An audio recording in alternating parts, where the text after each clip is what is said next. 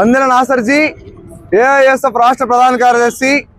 ఇటీవల గరికపాటి నరసింహరావు గారు ఈ రాష్ట్రంలోని ప్రభుత్వ పాఠశాల చదివేటువంటి పేద వర్గాల విద్యార్థులను అవమానించే విధంగా మాట్లాడడం జరిగింది.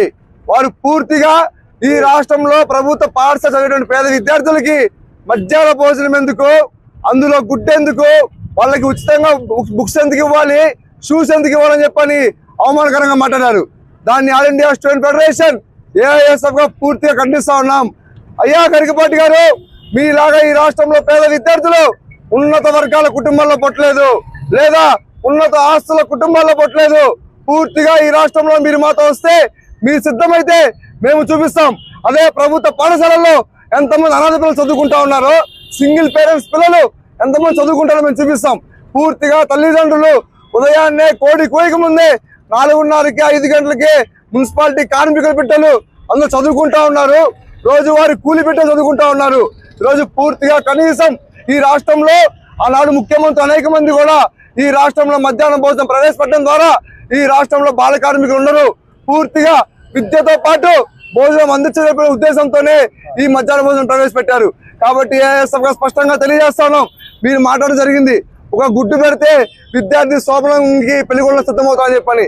మీరు కూడా 5 గుడ్లు తినండి, 5 గుడ్లు తిని శోభనం పెళ్లిగొండలో తయారై ఉన్నాయి. గరికపాటి గారు, తక్షణమే చెప్తా ఉన్నాం, మీ వయసు గౌరవిస్తా ఉన్నాం.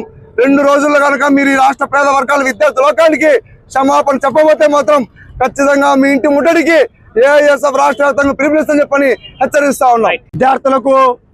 విద్యార్థులపై చేసినటువంటి గరికపాటి చేసినటువంటి వ్యాఖ్యలు వెనక్కి తీసుకోవాలని ఈరోజు ఏఐఎస్ఎఫ్ ఆధ్వర్యంలో అనంతపురం నగరంలో అంబేద్కర్ విగ్రహం ముందు నిరసన కార్యక్రమం తెలపడం జరిగింది. గరికపాటి గారి పైన ఈ రాష్ట్ర ప్రజలకు కావచ్చు, లేదంటే విద్యార్థులకు కావచ్చు, చాలా మంది ప్రజలకు ఒక మంచి అభిప్రాయం అనేది ఉండేది.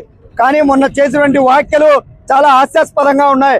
ఇవాళ వాళ్ళ ప్రభుత్వం ఇస్తున్నటువంటి గుడ్లు తిని వాళ్ళ విద్యార్థులు బడులకు వస్తా ఉన్నారని చెప్తా ఉన్నారు. ఇవాళ ఏఐఎస్ఎఫ్ గా అడుగుతా ఉన్నాం, మీ ఇంట్లో ఉన్నటువంటి ఆస్తి మీరు ఏమైనా ప్రభుత్వానికి ఇచ్చారా?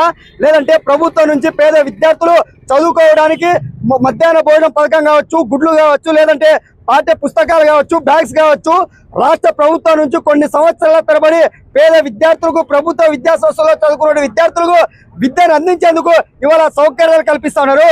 చాలా మంది పేద మధ్యతరగతి విద్యార్థులు కేవలం ఆ సౌకర్యాల వల్లే ఇవాళ విద్యను అభ్యసిస్తున్నారు.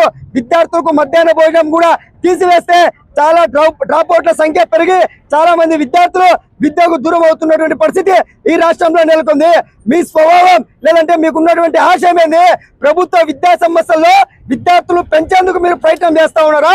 లేదంటే ప్రభుత్వ విద్యా సంస్థల్లో విద్యార్థులు పూర్తిగా తొలగించేసి కార్పొరేట్ విద్యా సంస్థల వైపు విద్యార్థులు మళ్లించేందుకు మీరు ఉపన్యాసాలు ఇస్తా ఉన్నారని చెప్పి మేము ప్రశ్నిస్తా ఉన్నాం.